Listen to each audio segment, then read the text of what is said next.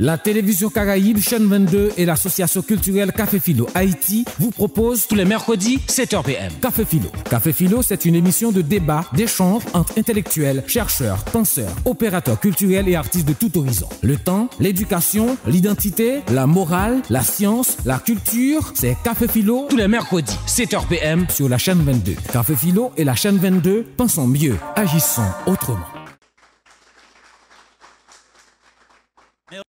On sait tous qu'en Haïti, qu'on ne donne pas beaucoup d'importance aux journalistes.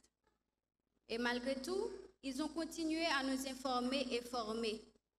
Avec le goût amer qu'ils ont dans leur bouche, ils n'ont jamais laissé tomber, ils ont toujours tenu tête. Sur ce, chers téléspectateurs, téléspectatrices, je vous dis un grand bonsoir. À vous aussi, chers spectateurs et spectatrices. Ici présent, on est mardi à l'heure du café qu'on aime tant, le café philo. Avant tout, nous allons entonner la dessalinienne. Veuillez vous mettre debout. Le pays pour les ancêtres, marchons unis, n'honorons point le maître, soyons seuls maîtres, marchons unis, pour le pays, pour les ancêtres, marchons unis, pour le pays, pour les ancêtres, pour le drapeau, pour la patrie, mourir est beau, notre passé nous crie, ayez la baguette, mourir est beau, pour le drapeau, pour la patrie, mourir est beau, pour le drapeau, pour la patrie. Nous sommes au Bois Vernat, dans le local de Café des Copains. C'est un plaisir encore et encore d'être à Café Philo. Le café qu'on aime tant, le café qu'on savoure toujours avec beaucoup d'enthousiasme. Nous allons entonner la chanson fétiche du Café Philo, Hasta Siempre, de Julio César Barbosa.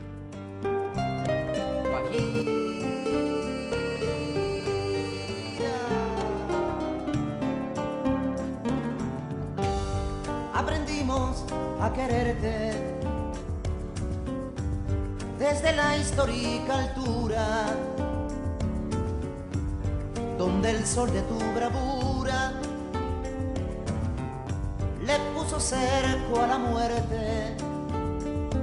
Aquí se queda la clara,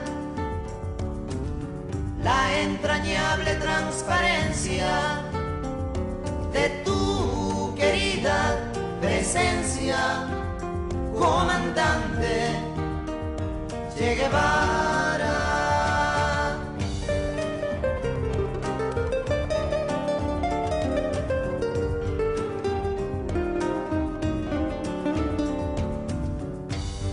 Tu mano gloriosa y fuerte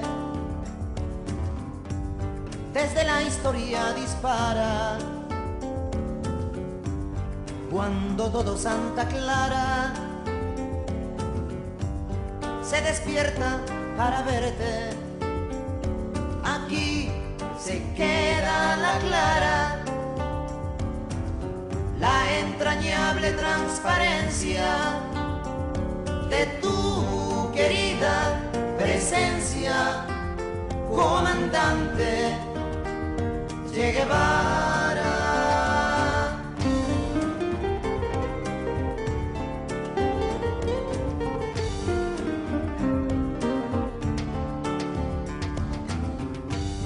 Vienes quemando la brisa con soles de primavera para plantar la bandera con la luz de tu sonrisa. Aquí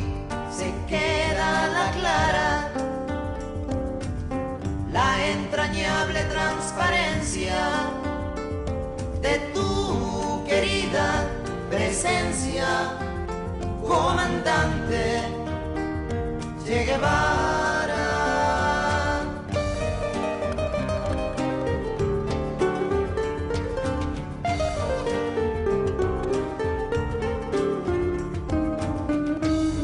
Tu amor revolucionario que conduce a nueva empresa, donde espera la firmeza de tu brazo libertario. Aquí se queda la clara,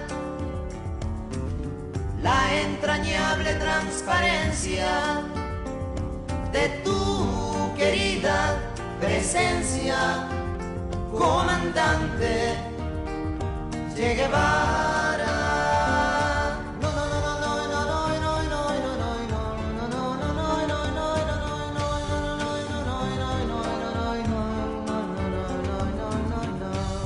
Seguiremos adelante, como junto a ti seguimos, y con Fidel te decimos, hasta siempre, comandante.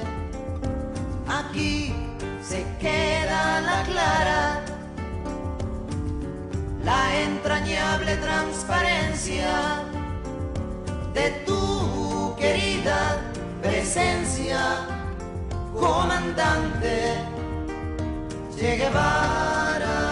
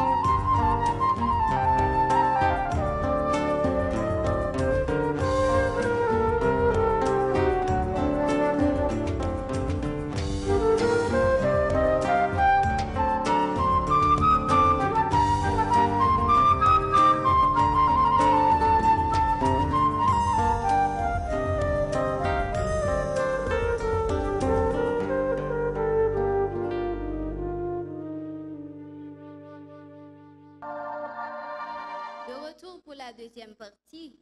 Comme d'habitude à Café Philo, avant l'intervention de notre intervenant, Samy Janvier, on va passer une vidéo audiovisuelle. J'espère que vous avez bien compris la leçon passée à la vidéo. Maintenant, comme d'habitude, comme on le fait toujours à Café Philo, vous avez toujours une modératrice. Et ce soir, la modératrice du café, c'est Lector Tara. Ici présente, une étudiante à la NDC, étudiante en diplomatie et relations internationales. C'est moi qui est la modératrice de ce café. Tout d'abord, nous avons comme intervenant l'enseignant, le journaliste, Monsieur Samy Janvier. Il est l'animateur d'une émission Siècle du livre sur Radio Vision 2000. Et le sujet de ce soir, le sujet qu'il a préparé pour vous, sur lesquels on va débattre et on s'intéresse énormément, c'est 2 articles qui lui est consacrés. Ce soir, il intervient autour du sujet « Le progrès du journaliste en Haïti, une levée de rideau sur des pratiques inavouables ». Et sur ce, je vous demande d'applaudir M. Samy Janvier.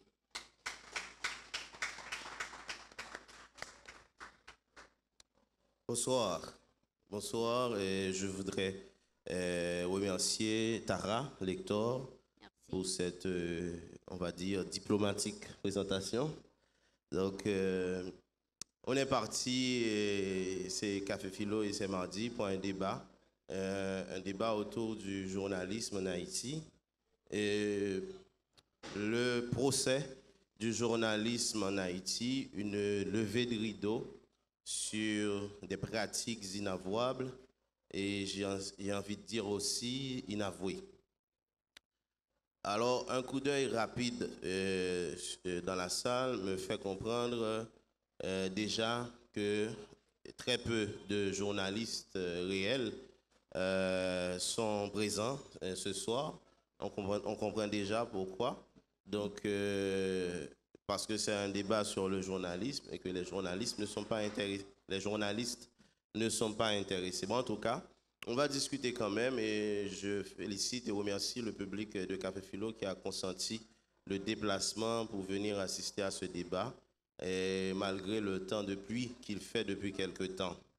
Je voudrais commencer par essayer de dire ce qui m'a motivé à entamer un certain nombre de réflexions sur le métier de journaliste en Haïti.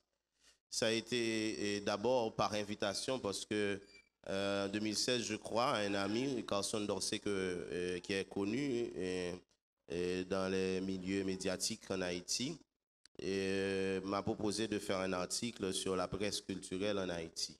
J'avais fait l'article, mais au fait, je crois que la revue qui devait publier cet article n'a jamais vu le jour. Alors j'ai compris tout de suite à partir de ce moment-là qu'il était extrêmement intéressant. En fait, d'abord toute la difficulté qu'il y a de réfléchir sur une chose que l'on fait. C'est-à-dire que je suis un animateur culturel à la Radio Vision 2000. Je tiens une émission autour du livre depuis 10 ans. Donc, je suis en fait un journaliste culturel. Et de là, il me fallait réfléchir sur la même chose. Donc, du coup, réfléchir sur une chose que l'on fait n'est pas tout à fait chose facile.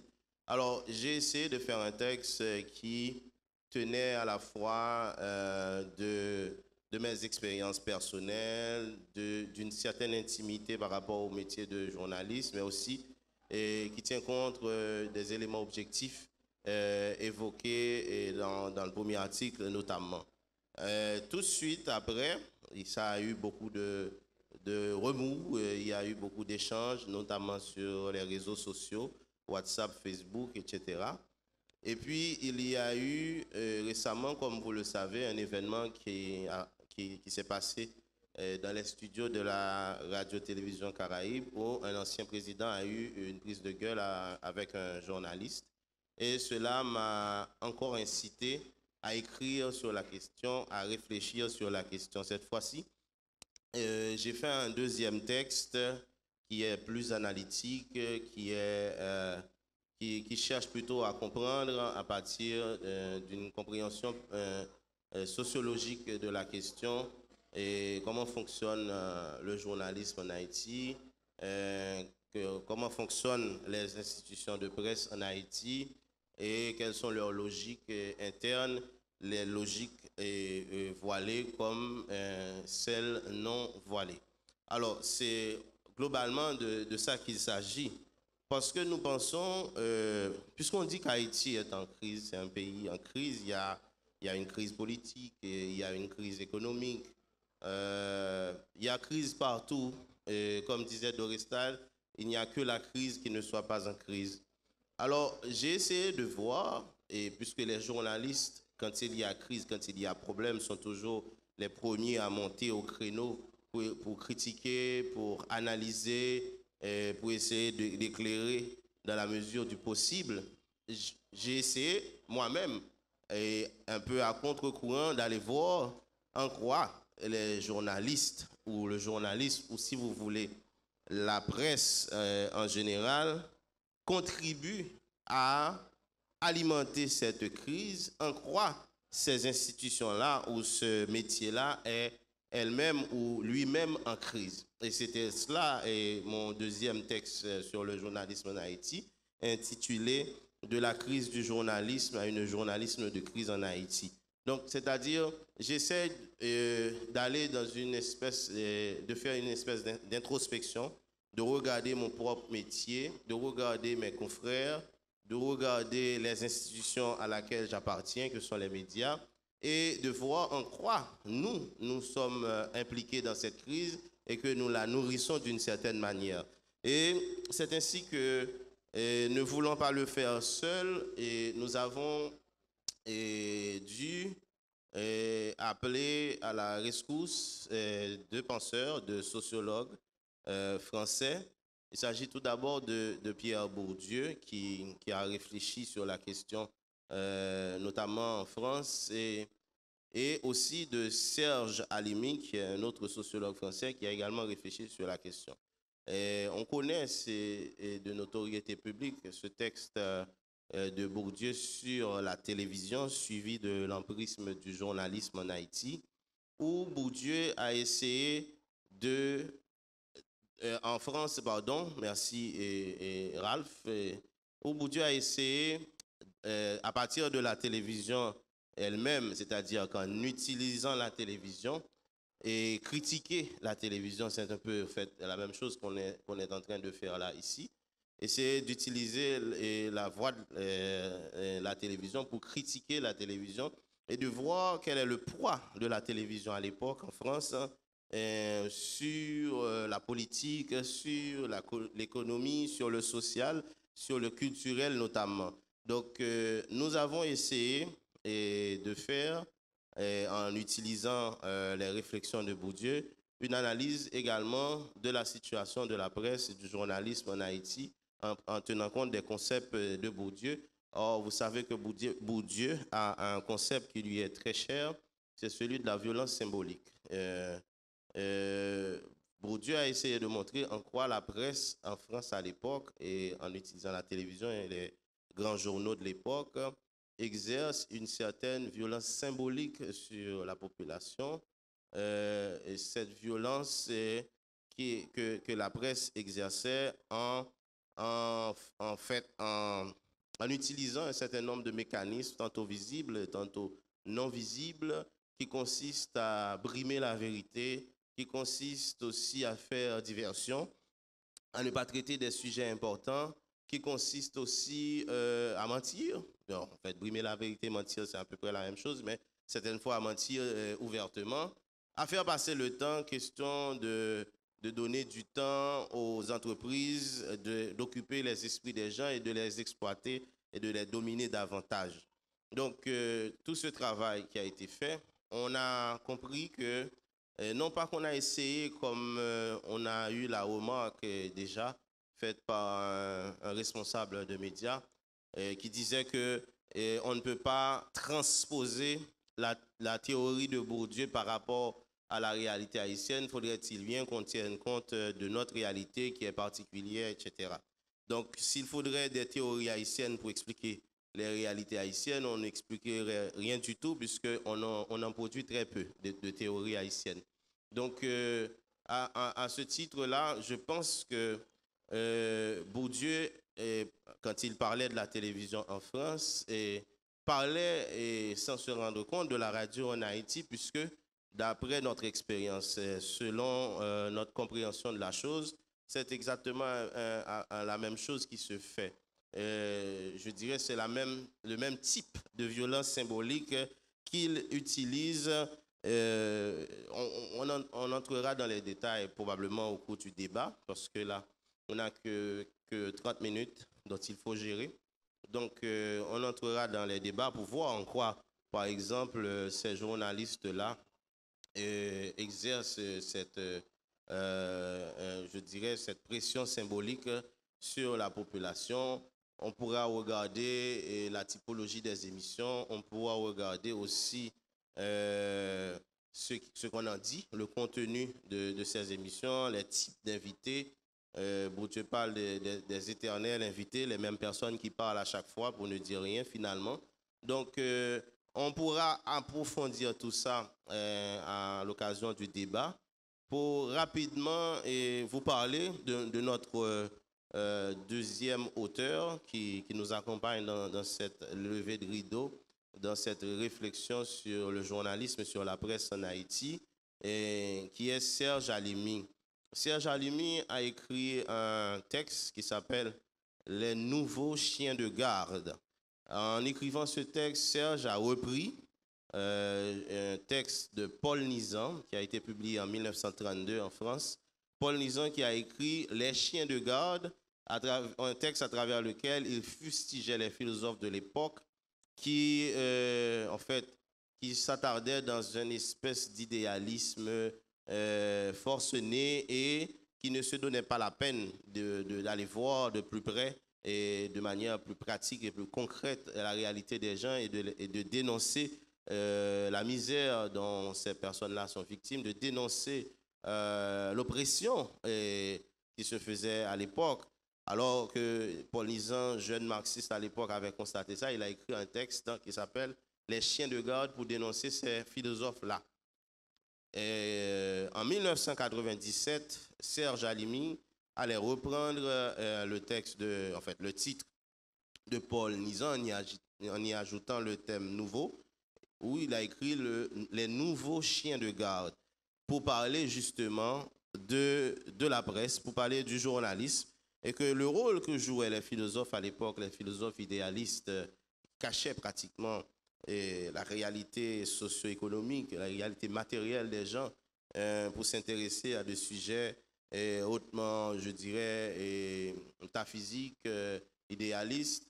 Ce sont les journalistes qui, bien plus tard, vont jouer ce rôle, le rôle de s'évader quand il s'agit de la population, le rôle de donner de l'impression de tout dire et pour finalement ne rien dire, et ce rôle de cacher la vérité, ou encore ce rôle qui consiste à bannir de nos organes de presse dans les médias une réflexion rigoureuse, systématique et scientifique, tant les formats des émissions, tant les journalistes formés ou pas sont en train de pratiquer une forme de journalisme qui tend à bannir la réflexion, puisque la réflexion a ses règles, la réflexion a une certaine exigence pour se déployer.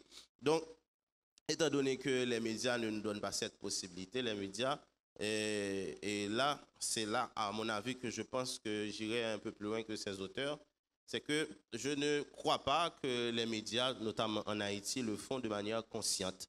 Je pense que même les journalistes que le font contre eux-mêmes, le font sans vraiment savoir que ce qu'il est en train de faire, ou la vérité que le journaliste a contribué à cacher, ou le personnage politique de qui il a reçu de l'argent pour en faire la promotion dans les médias, il ne se rend pas compte que cette pratique-là, à un niveau ou un autre, va se retourner contre lui. Et que quand finalement il sera victime de l'insécurité, il comprendra qu'il aurait dû parler sincèrement et sérieusement de cette question.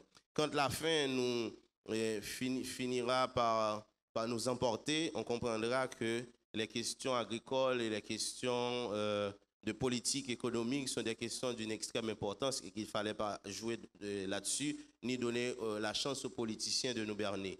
Donc, quand on comprendra que l'éducation, c'est un sujet extrêmement important, les journalistes qui n'auront pas trouvé d'école de qualité pour envoyer leurs enfants, les journalistes qui n'auront pas trouvé de professeurs formés pour éduquer leurs enfants, comprendront que quand il a fallu faire une émission sur l'éducation, il aurait dû le faire avec professionnalisme et avec un certain sens de la vérité. C'est qu'entre-temps, et si vous permettez, madame, monsieur, il y a une certaine conception d'un journalisme de marché qui s'installe dans le milieu des médias en Haïti. Et on va me dire que je suis en train de généraliser. J'ai déjà reçu cette critique. Et je ne suis pas en train de généraliser. Je sais très bien qu'il y a des journalistes très compétents et qui sont très respectueux d'eux-mêmes, et éthiques et tout. Mais Et je dirais comme un ami qui s'appelle Richnel Ostiné, ils ne sont pas nombreux. Donc, la tendance, la dominante est telle qu'elle est, c'est-à-dire qu'un journalisme de brassage, un journalisme qui utilise les micros comme une espèce de boutique pour plusieurs raisons. Parce que les institutions de presse en tant que telles sont organisées de façon à promouvoir, de façon à faciliter ces types de comportements, c'est-à-dire en recrutant quelquefois des journalistes non formés, en recrutant des journalistes payés de manière, en fait, mal payés, on va le dire ainsi. Et Ralph dirait à ma place des identités meurtrières pour parler de ces journalistes-là. Et on va parler un peu plus tard du train de vie des journalistes. Et dans la presse haïtienne, le journalisme haïtien, dans sa tendance dominante, tout au moins, est en train de se transformer en un journalisme de marché, plaçant au centre des débats les intérêts des décideurs. Quand je dis décideurs, vous voyez, un cocktail de politiciens et de bourgeoisie, compradors, de marchands, etc., qui s'arrangent et se mettent ensemble et finiront toujours par s'arranger, même s'ils ont quelques divergences, pour au final donner à ce pays une certaine vérité. Il y a donné à ce pays une certaine façon de voir les choses, et comme ça, le temps passerait, et comme le temps passerait, on continue à brûler des marchés, ou des marchés continueront à se faire brûler. On ne saura jamais la vérité. Comme ça, la justice haïtienne sera toujours telle qu'elle est, c'est-à-dire incapable de donner justice à quiconque, incapable d'ailleurs de se donner justice même. Donc, comme ça, pendant que les gens parlent à la radio, pendant que les gens parlent à la télévision, pendant que les gens écrivent aux journaux, et puis le système de marché s'établit et gagne le terrain, et les journalistes ne seront pas là pour les dénoncer, les journalistes ne seront pas là pour stopper cette marche vertigineuse vers un mal développement. Donc, pourquoi? Pour plusieurs raisons. Parce que d'abord, comme dirait Serge Alimi, il y a une certaine révérence de la part des journalistes. Je vous dirai les choses et vous allez vous-même voir si cela colle vraiment à la réalité haïtienne. La révérence des journalistes envers les politiciens. On verra dans mes émissions, quand un politicien appelle ou quand on appelle un politicien, des journalistes qui s'arrangent toujours pour faire savoir que tel politicien c'est mon ami, tel politicien est nègre-pam. Donc il y a une sorte de connivence, et Serge parle de collusion, et je pense que le terme est bien choisi, parce que collusion en principe veut dire que quand deux personnes qui sont censées avoir des intérêts opposés s'arrangent, en fait, il y a trois personnes dans l'équation. Il y a une victime, il y a les personnes qui sont censées défendre la victime et les bourreaux. Et quand les défenseurs de la victime s'arrangent avec le bourreau contre la victime, c'est ce qu'on appelle la collusion. Et à mon avis, c'est l'impression que j'ai en écoutant les médias, en écoutant les émissions dans les différentes stations de radio en Haïti, en lisant les articles et en regardant la télévision aussi. Donc, cette connivence-là, cette situation de collision qui existe entre les journalistes et le pouvoir économique et le pouvoir politique est carrément néfaste pour la population. Néfaste en ce sens que le métier de journaliste nécessite une certaine distance, une distanciation critique, je dirais même. Et quand on est toujours si près de ceux qui font l'actualité, de ceux qui font les événements, nos jugements ont tendance à s'altérer gravement. Et les journalistes en Haïti, ils sont soit dans l'opposition, soit dans le camp du pouvoir. Donc, où il y en a certains qui essayent de jouer le double jeu. On connaît bien cette pratique dans nos médias. Il suffit d'inviter deux membres de deux partis politiques différents pour vous faire croire, et finalement on n'est pas dupe et qu'on est en train de rétablir l'équilibre. Mais on sait très bien qu'il n'en est rien. Donc, cette situation de collusion qu'il y a entre les journalistes, les politiciens et les décideurs économiques est carrément, comme je le disais tantôt, néfaste pour la population, néfaste pour le peuple, parce que la vérité qui affranchira ne sera jamais dite et ne sera jamais su non plus. Et cette vérité-là, elle est nécessaire parce que c'est cette vérité qui permettra à la population de pouvoir décider de ce qu'elle doit faire, de son destin, de pouvoir se prendre en main et, pour utiliser un terme cher aux marxistes, de pouvoir s'auto-déterminer. Dans mes deux textes, et en fait, là, j'ai pu résumer globalement ce que je voulais dire dans ces textes, mais au fait, il y a bien d'autres choses que cela dans les textes. J'ai fait allusion à beaucoup de choses. J'ai parlé, j'ai cité, j'ai raconté des anecdotes et des choses qui se sont passées réellement, où ce journaliste qui disait que le rôle d'un animateur de radio, c'est de faire gagner de l'argent au patron. Or, en oubliant carrément que les médias ont une fonction hautement culturelle, sinon je ne vois pas tout à fait l'intérêt d'avoir une émission qui s'appelle Café Philo, parce que je suis presque sûr que cela ne rapporte pas grand-chose en termes économiques et financiers au patron du média. Donc, investir dans une émission comme Café Philo, c'est investir dans la fonction culturelle du média. C'est investir dans une responsabilité que l'on a vis-à-vis des jeunes, vis-à-vis de la population, de pouvoir les informer, de pouvoir les inciter à la pensée critique, de pouvoir développer chez eux une compréhension autonome, de les inciter à faire comme Kant le disait, à utiliser leur propre entendement. Aie le courage de te servir de ton propre entendement, ça paierait à ouder, et disait Emmanuel Kant. Donc, en affranchissant la population par la vérité, on aura fait œuvre qui vaille, parce que la population s'en chargera du reste elle-même. Mais quand on ne donne pas à cette population cette chance de pouvoir s'affranchir de la vérité, de savoir ce qu'il en est vraiment, c'est-à-dire qu'on ne fait pas le travail de journaliste qui consiste principalement, et non pas de faire gagner de l'argent au patron de médias, et si le patron de médias arrive à gagner de l'argent en disant la vérité, ce serait tant mieux.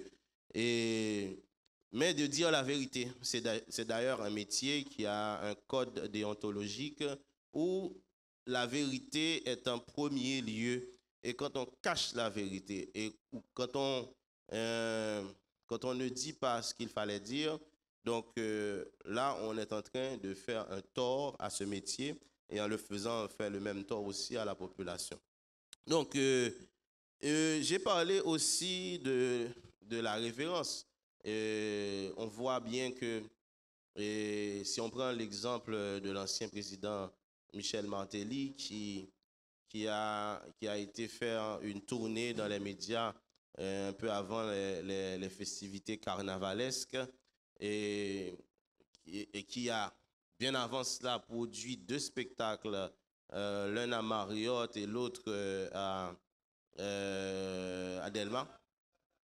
À Enfrasa, merci. Ouais, le public est très informé et j'aime ça, merci. Donc, ces deux spectacles-là, qu'on doit qualifier de spectacles de la honte, ont poussé certaines personnes, notamment un comité, en fait, un collectif de citoyens au Gonaïve, où la mairie de Jacmel a refusé la participation de cet ancien président qui dans les festivités carnavalesques, et se rendant dans des émissions pour essayer de se justifier. Il a eu un clash avec un journaliste, mais ce n'est pas cela qui m'intéresse. ce qui m'intéressait en regardant la vidéo sur Internet, ce sont les autres journalistes qui étaient là. Heureusement, alors on me dit que, excusez-moi, Mario dit que je caché, c'est vrai. On peut dire que mon ami Romaret a pris la poudre d'escampette, ne voulant pas participer au carnage. Mais on a vu ces journalistes-là qui posaient des questions à cet ancien président, mais des questions d'une révérence extraordinaire, et cela m'a choqué vraiment parce que le président a suffisamment fait pour ne pas mériter une telle révérence, et il l'a eu quand même au point qu'il s'est autorisé à insulter un journaliste qui a dû lui-même quitter le studio. Donc toutes ces choses-là arrivent en Haïti, toutes ces choses-là arrivent parce que justement, vous allez entendre des justificatifs de type le président c'est mon ami, je connais Michel depuis très longtemps, et comme ce président, cet ancien président-là, c'est quelqu'un connu comme généreux, je ne peux pas en témoigner, et il m'a rendu tel service une fois, etc. Et pour ces raisons-là, on ne peut pas le blâmer, on ne peut pas le contrer ouvertement au micro, etc., etc.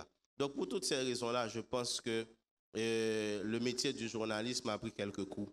Et ça m'a incité à en parler parce que un journaliste reste un journaliste et un ancien président reste un ancien président.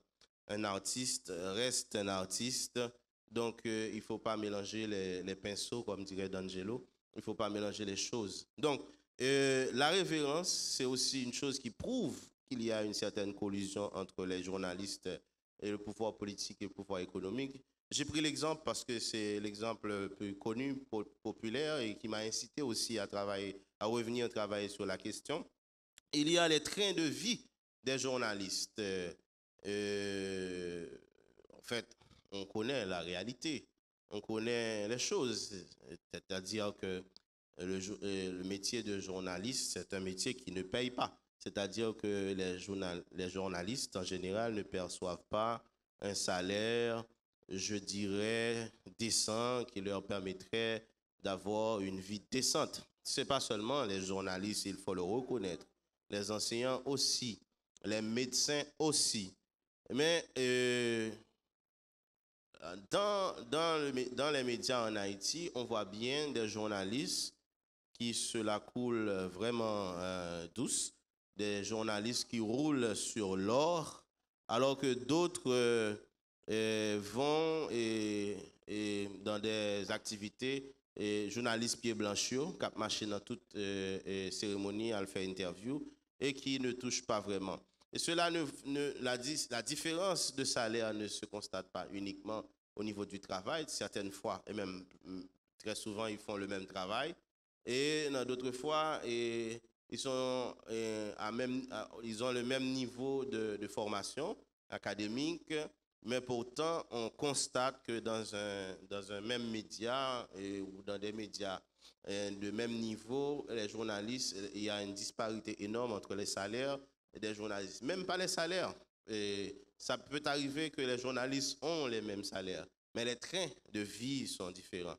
C'est-à-dire qu'à un moment de la durée où les journalistes demandent qu'on fait des vetting sur des policiers qui ont des trains de vie extrêmement, je dirais, c'est quoi le mot, luxueux, il faudra aussi que les journalistes recommandent des vettings sur eux-mêmes, parce que c'est cela le travail du journaliste, aussi d'être critique à soi-même, d'être critique par rapport à ce qu'on fait comme travail.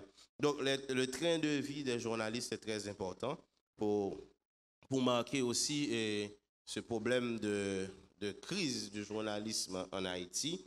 Et finalement, un journalisme ou un média qui se donne carrément dans le fait divers, dans l'amusement public. Et le journaliste, il est très virulent. Il serait le premier à dénoncer des gabegies au Sénat. Et quand on va découvrir plus tard que dans ces gabegies-là, sa femme a bénéficié de contrats juteux, luxueux. Donc, des choses vraiment qu'il faudrait qu'on en parle entre journalistes, entre nous et dans nos propres médias. et mettons-nous en question et pourquoi pas. Donc, autant de choses que j'ai essayé de soulever dans ce texte qui m'a valu bien des critiques et j'en suis conscient. Et je ne dis pas que tout a été dit de la manière dont cela devait être dit, mais j'aurais quand même le mérite d'avoir soulevé un débat important qui est de critiquer, d'autocritiquer notre propre métier qui est celui de journalisme. J'espère avoir expliqué autant que faire se peut ce que nous avons voulu dire dans ces deux textes. Je sais que beaucoup d'entre vous ont lu les textes et je suis disponible pour débattre, pour parler et soyez donc rassurés de mon ouverture d'esprit. Merci.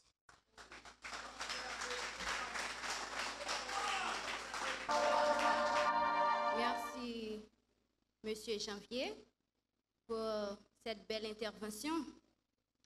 J'espère que nos chers spectateurs et spectatrices, ainsi que nos téléspectateurs et téléspectatrices, ont bien savouré le texte et ont bien compris le message que vous voulez passer, que vous voulez faire passer. Tout d'abord, on sait tous, à Café Philo, c'est ainsi qu'on le fait.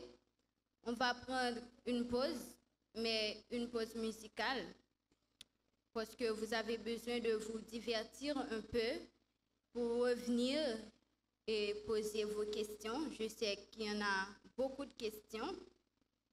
Et, sur ce, on va prendre la pause sur le groupe Big G's avec le titre Stay in a Life.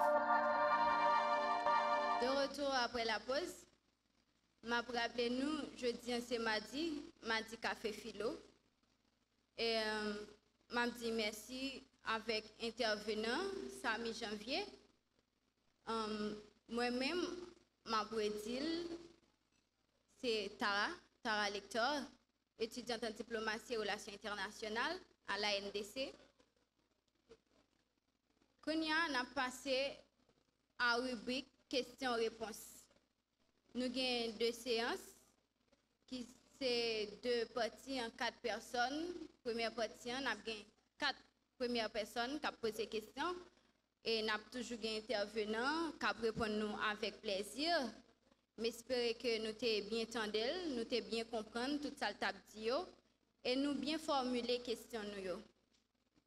Donc m'a fait appel avec 4 premières personnes qui c'est Amajus Jean-Eddy, Paulson Pierre-Philippe, Laurent Eddy, Emerson Jean pour 4 premières questions. Amajus Jean-Eddy, Paulson Pierre-Philippe, Laurent Eddy, Emerson Jean. Bonsoir à toute l'assistance. Merci à mon ancien collègue de travail, Sami Janvier, pour avoir soulevé un aussi beau débat, mais aussi un débat que tout le monde aurait en tête, aurait envie de soulever, mais aurait contraint par je ne sais quoi, par certains éléments de ne pas pouvoir soulever le débat réel. Alors, ma question, Sami Janvier, c'est est-ce que d'après le journaliste Sami Janvier, le développement rachitique du journalisme en Haïti ne serait pas en partie lié à la culture minimaliste de l'être haïtien, à savoir dégoûter mieux, passer par pisser. Et aussi, j'aimerais demander à M. Janvier, et pour poser cette question, cette deuxième question, je vais oser citer 2 noms de journalistes. C'est d'abord le fameux journaliste, le grand journaliste, si on peut le dire ainsi, Wendell Théodore et Valérie Numa. J'ai entendu Wendell qui recevait M. Wilson Lalo dans une émission.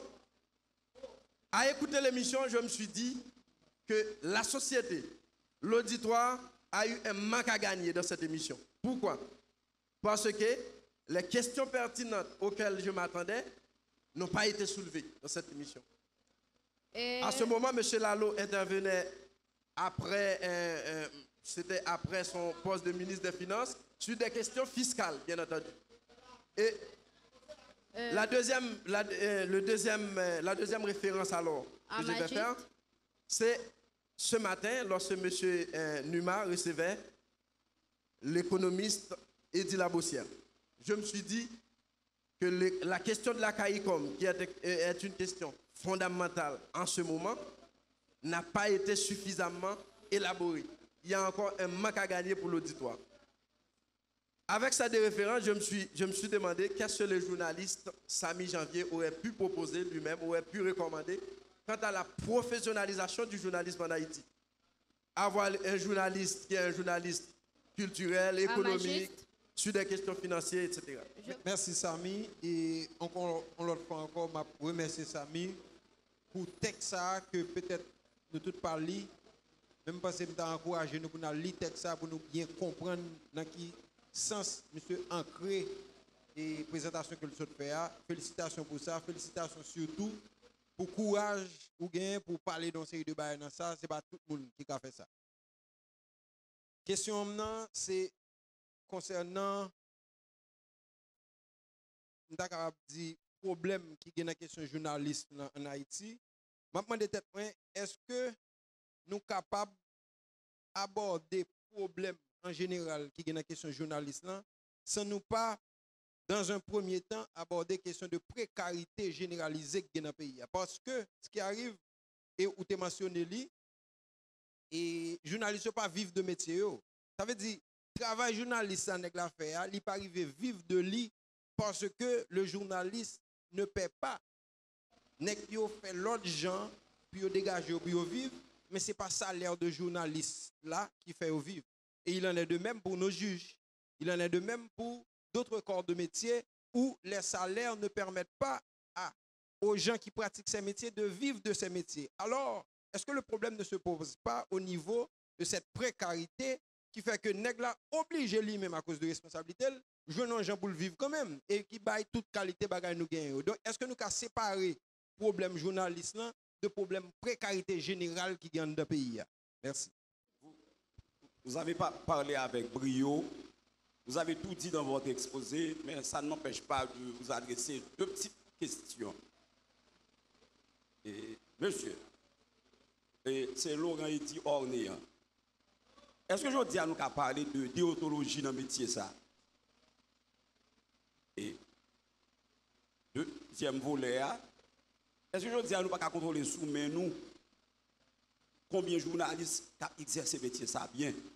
Parce que moi, je dis à la sacré les radios mille Pauline, moi, je voulais instaurer dans le pays. Les journalistes veulent faire quoi? On zame pour faire chantage.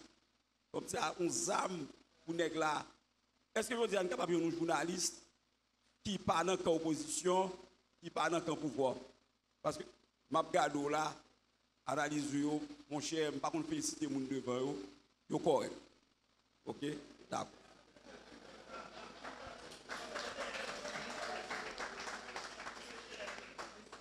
Bonsoir à l'intervenant ainsi que la modératrice. Je suis Emerson Jean. Monsieur, vous savez autant que moi qu'il y a des journalistes médiocres. Bon, il y a de très bons journalistes, mais ils ne sont pas nombreux. Je pense que les journalistes se font pile tort avec le pays. Comment que je peux expliquer ça que me dit? Bouzio l'a dit, c'est toujours les mêmes personnes, toujours le même sujet, toujours parler de politique. Imaginons que pour nous traiter un sujet, c'est un sujet politique, donc nous faisons appel avec un politicien. Nous traitons un sujet social, nous faisons appel avec un politicien. Et aux mêmes qui sont journalistes culturels, j'ai l'impression pour que nous parlions de ça, nous faisons appel avec un politicien. Donc c'est son problème. Je ne sais pas est-ce que c'est à la recherche d'une visibilité ou du moins un aspect économique. Monsieur, dites-moi, vos pères et vous, vos pères, PAIRS, vous recherchez quoi? Le fait que tout sujet que nous avons traité, donc vous faites appel avec souvent un politicien. Donc, j'en ai marre. Je remercie toutes les personnes qui ont posé des questions les unes les plus intéressantes que les autres. Et tout d'abord, Amajuste, Jean-Ydi Amajuste, qui est un ami, un très grand ami, qui est d'ailleurs le parrain de mon garçon, qui est un ancien collègue, pardon, avec qui on a travaillé pendant plus de 3 ans. Donc, j'ai donné toutes ces informations pour justement mettre en lumière l'absence de collusion entre nous. Une façon de blaguer aussi. Les questions d'Amajuste qui parlent de développement rachitique et du journalisme en Haïti par rapport à une culture minimaliste dont Haïti serait investi d'une certaine culture minimaliste et que l'on pourrait expliquer le développement rachitique du journalisme en Haïti. Je ne serais pas de cet avis, à savoir qu'il y aurait un développement rachitique du journalisme en Haïti. Je pense que le journalisme a beaucoup développé en Haïti. Il y a beaucoup de médias, il y a beaucoup de journalistes entre termes. Il y a d'ailleurs les médias sociaux aussi qui rentrent dans le jeu. Je ne suis pas de cet avis de savoir qu'il y a un développement rachitique du journalisme en Haïti. Ce que je pense au contraire, c'est que aussi développé qu'il est le journalisme en Haïti, il est mal utilisé.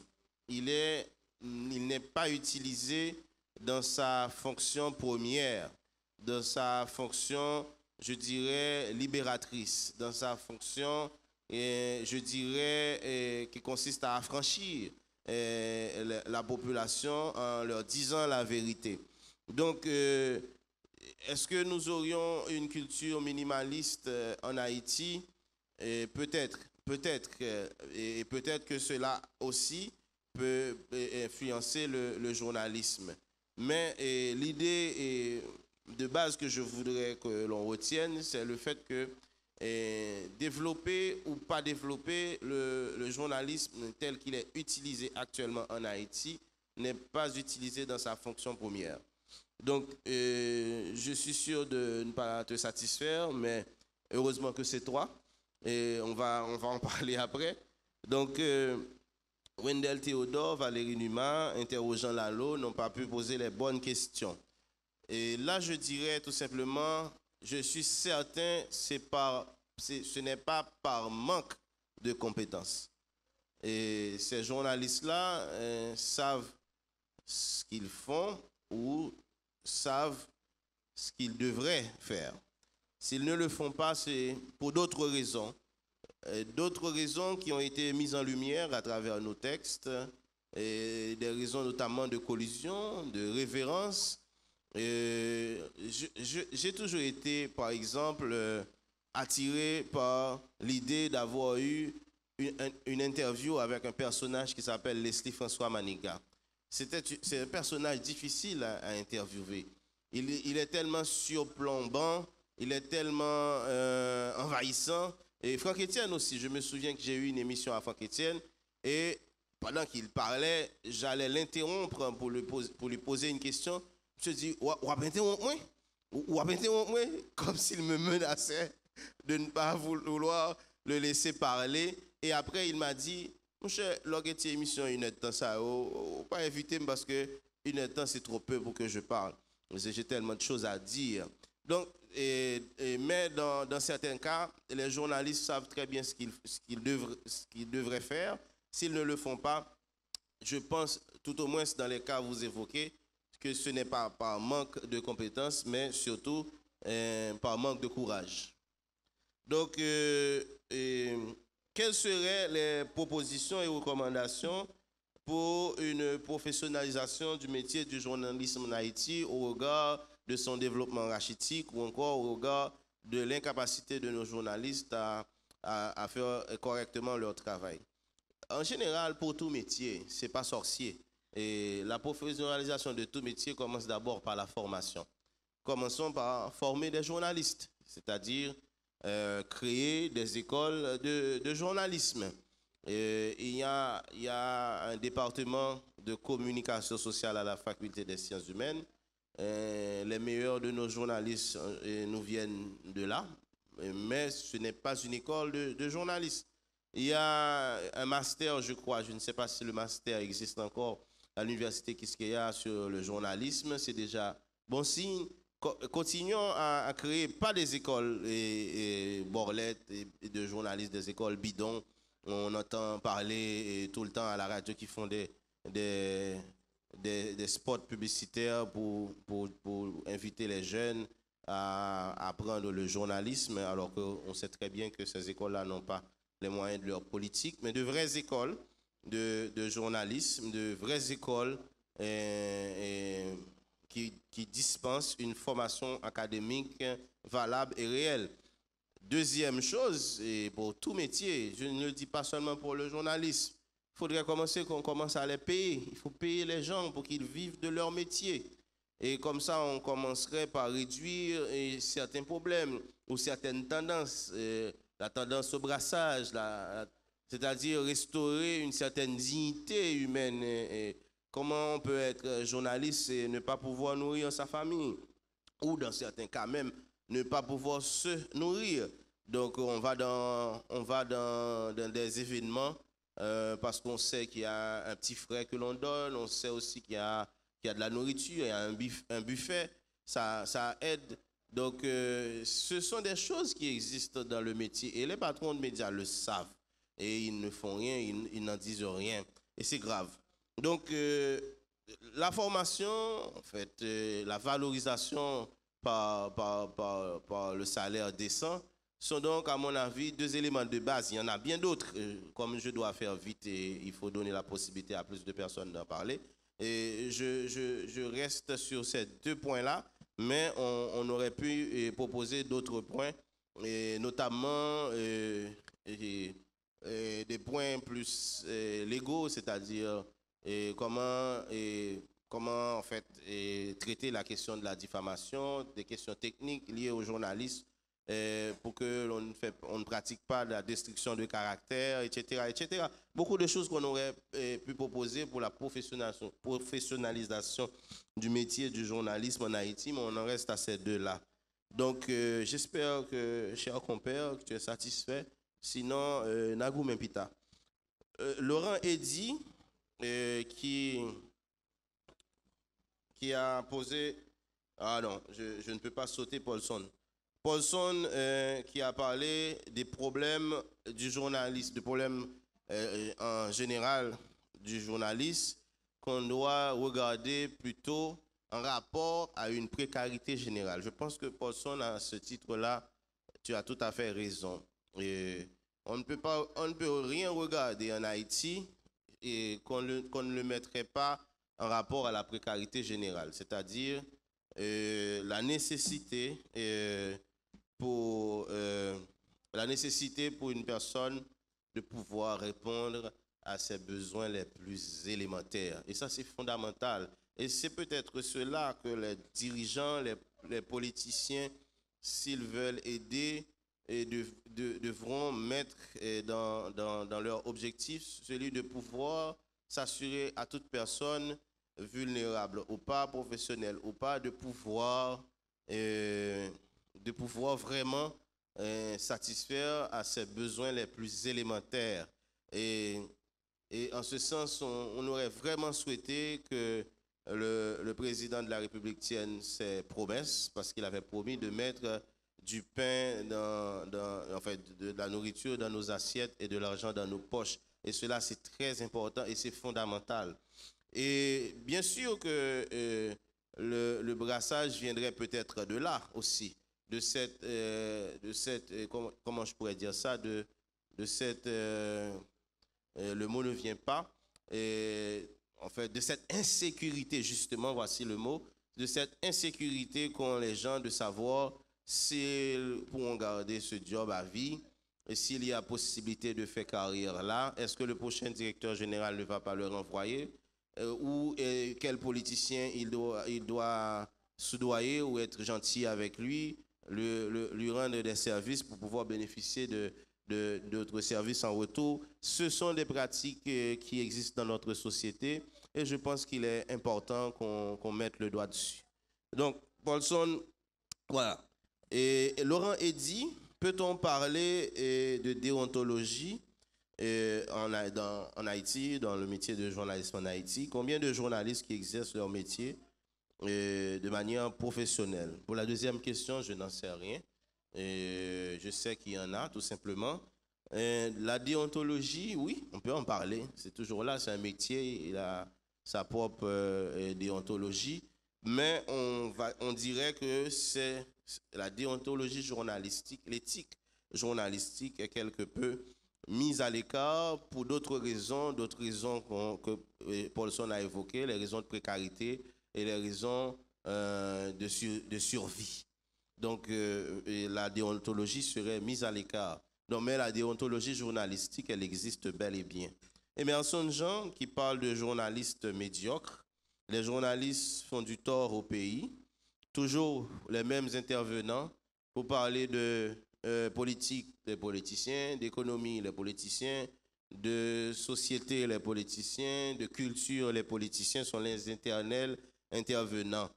Et en fait, c'est assez caricatural et Emerson serait d'accord avec moi. Cela ne se passe pas toujours, toujours comme cela.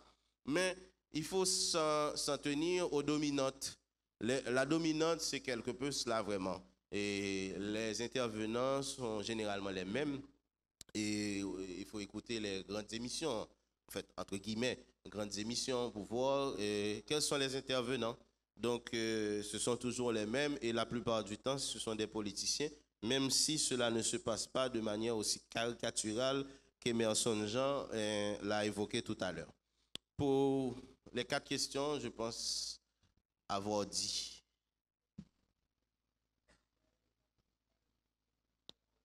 Merci, Monsieur Janvier. Merci pour vos questions, chers spectateurs. J'espère que vous avez été satisfaits. Je vais passer à l'autre série. On passe à la deuxième série qui a Isaac Noël, Rubens Augustin, Cherise Leur Evans, David Douillon. Je dis bonsoir à l'intervenant et à la modératrice de ce sport. Et alors, ce n'est pas une habitude. Ce soir, je serai esclave du papier parce que la parole est très sensible quand il s'agit du journalisme, quand il s'agit de la communication. Et, Monsieur Janvier, le journalisme, peut-on parler en Haïti suivant les exigences qu'il demande? Si l'on se réfère aux écoles enseignant cette discipline, n'est-ce pas une activité commerciale, sans vision et pleine de démagogie à l'exception de la fâche? Une prolifération de médias, des écoles de journalisme moribondes, collées crachées, comment s'y prendre pour cesser le chaos? Il faut se démarquer de la démagogie. Merci. Je tiens à saluer d'abord l'auditoire et je salue spécialement l'intervenant. Alors, j'ai une question qui sera un peu pertinente parce que moi, je vais tenir compte de la réalité même, de la réalité globale. C'est que dans un texte de Ignacio Ramonet, il nous attire l'attention sur le fait qu'on est dominé par ce qu'on appelle les entreprises privées. C'est que les entreprises privées ont l'habitude de financer toutes les sphères d'activité. Ce qui, en quelque sorte, explique le chaos, ce qu'on appelle la géopolitique du chaos selon Ignacio Ramonet. En tenant compte de cet aspect qu'on appelle le journalisme en Haïti, est-ce que vous pensez que, est-ce qu'on peut s'attendre à une certaine neutralité de la part des journalistes en tenant compte de l'origine du financement même des médias? Bonsoir tout le monde et bonsoir présentateur là et Samy. Là m'a écouté exposé en temps envie dire mais on presse cap autocritique tête li. Mais là m'a regardé l'état de fonctionnement de la presse, je préfère dire sont insoumis dans le métier côté soumission c'est une règle de survivance liée. Alors, je suis content que vous ayez référé un petit peu à Bourdieu, qui essayait d'analyser la presse en France et qui voyait la presse comme fabricateur des modèles culturels et comme fabricateur d'opinion. Et du coup, qui empêchait les gens de penser, on pensait que c'était qu'à propre auteur, mais plutôt qui accompagnait les gens à penser en pensée qui déjà construit pour eux. Et du même coup, tout, qui participait à faire les gens légitimer violence symbolique que aux victimes là, en même temps tout qui participait à faire groupe dominant justifier tête à travers les médias. Alors, vous êtes capable de tout référer à Noam Chomsky tout pour essayer de comprendre comment la presse fonctionnait, soit dans le rôle propagandiste ou encore dans le rôle auxiliaire de pouvoir politique, pouvoir économique ou encore pouvoir culturel. Moi, ça qui m'intéresse, c'est plutôt une différence entre la presse et le journalisme. La presse, c'est plus englobant parce que c'est toute une industrie côté là dans l'île où jouer un journaliste. Maintenant, qui place journaliste là jouer dans la presse? Là, c'est une véritable question. Par exemple, pour te poser cette question, comment se constituent les conférences de rédaction? Comment se détermine une ligne éditoriale? Est-ce que le journaliste reste un penseur comme il aurait pu être et comme Dreyfus ou Zola qui accuse? Parce que justement, le journaliste, c'est aussi un intellectuel. Ce n'est pas un monde qui vient d'écrire ça qui a passé, mais c'est un monde qui a posé des questions sur ça qui a passé tout. Alors moi-même, il y a une question à poser, comme je viens de dire, il y a un financement parti politique, et ça a une logique que je ne vais jamais dire, parce que le financement parti politique, qui ça le fait? Il permet de parti politique là autonome par rapport à groupe dominant. Mais il faut que ce n'est pas un gouvernement qui finance ces partis politiques, il faut que c'est l'État qui est permanent. Même en France, il y a un financement à la presse. C'est l'État qui finance la presse et la presse qui vient autonome par rapport à groupe économique. Ça arrive, il y a des patrons d'entreprises qui ont un groupe médiatique. Tout. Alors, moi, une question que m'a posée, est-ce que la presse en Haïti, parce que moi-même c'est journaliste, j'ai une expérience là-dedans, est-ce que l'y participer à libérer, citoyens de pouvoir par rapport à masse que pouvoir au poté les prononcer discours?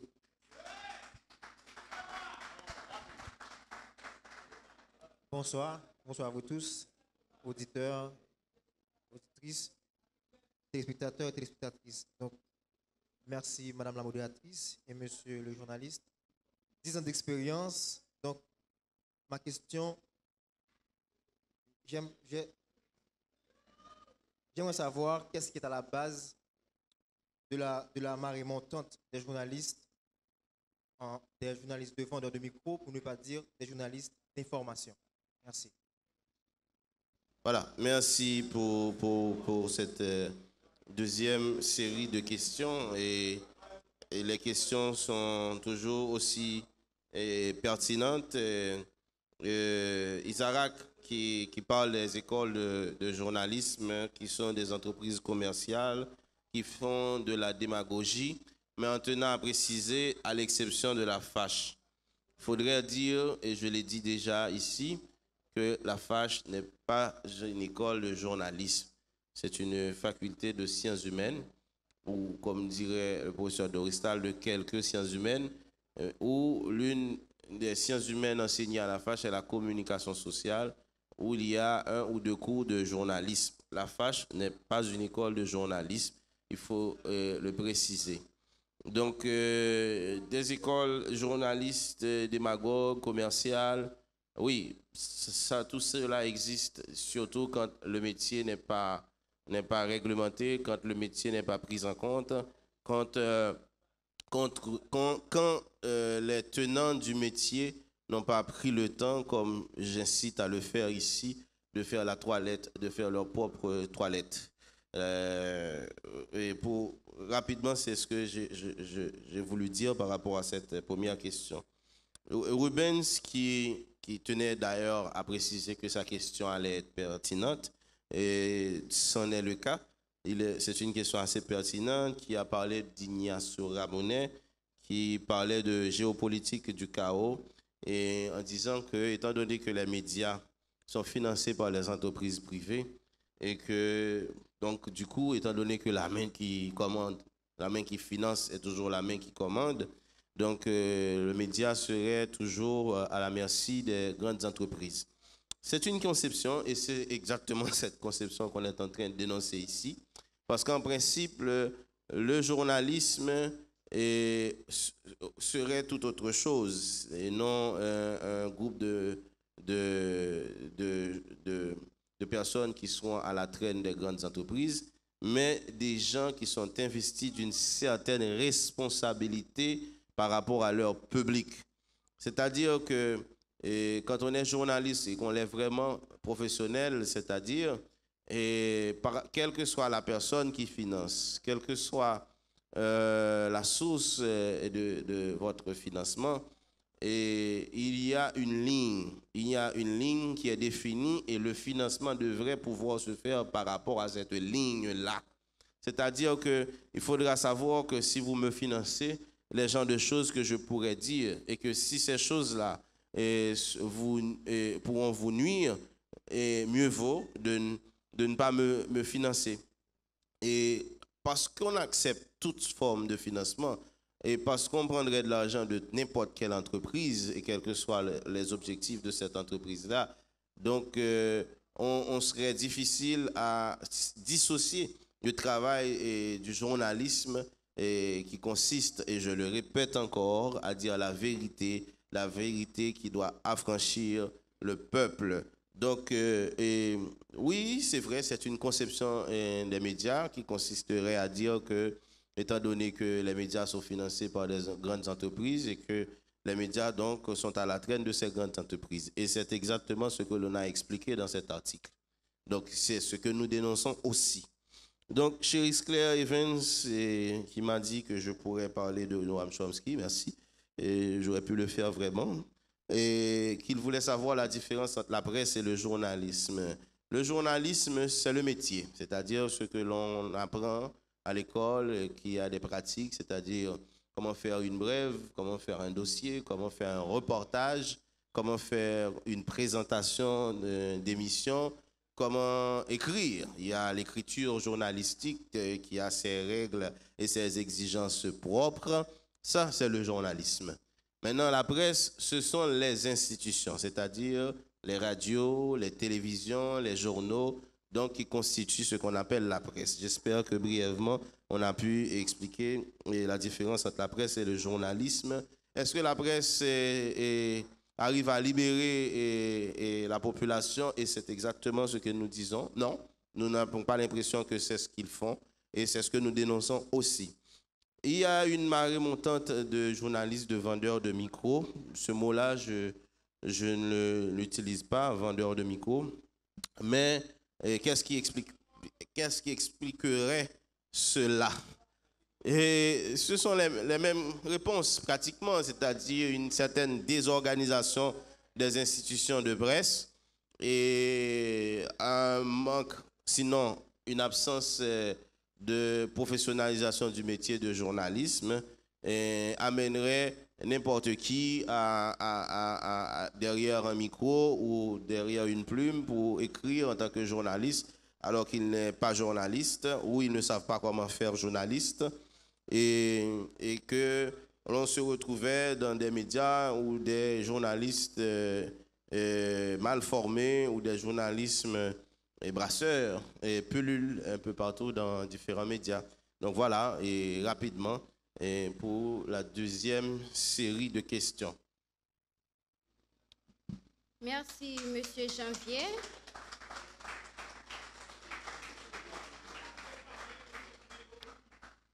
Merci, Monsieur Janvier. Et je vous demanderai d'applaudir encore plus fort. C'est bien. Merci parce que l'intervention était vraiment chaud. Et m'espérer tout le monde qui t'a posé des questions, je n'ai une réponse qui satisfait. Oh. Et merci encore. Et Kounia nous fait face avec fin Café Philo pour jeudi. Et m'a dit merci pour tout le monde qui t'a fait déplacement. Merci tout avec téléspectateurs, téléspectatrices qui derrière écran qui pas raté café ce soir. J'espère que nous t'es bien savouré tasse café ça à soir parce que moi-même je suis satisfait. Il y a des choses que D'accord. il y a des choses que moi vraiment contente d'entendre qui parlent sans hypocrisie et même dit nous à mardi prochain pour l'autre tasse café. Merci beaucoup. Descendre en bas à ma chambre. Et puis moi, c'est même butin. Ni ça qu'a fait plein des autres pour nous pas vivre ensemble. Et vous et moi, c'est yon et l'autre, c'est yon dans l'autre. Mais là tout butin brûlé, faut non fin calculer. Yo apprendre peser, c'est qui bon ça et mauvais. Mais t'es en liberté, j'apprends ton résilier, j'apprends ton espérer. Haïti chérie.